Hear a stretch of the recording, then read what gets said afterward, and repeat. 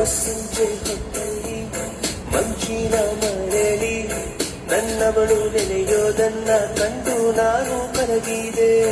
ಅವಳಂದ ಚಂದವ ಒಂದಾಗಿ ಸೇರಿಸಿ ನನ್ನೆದೆಯ ಗೂಡಲಿ ಗುಬ್ಬಿ ಹಾಗೆ ಬಚ್ಚಿಟ್ಟುಕೊಂಡೆ.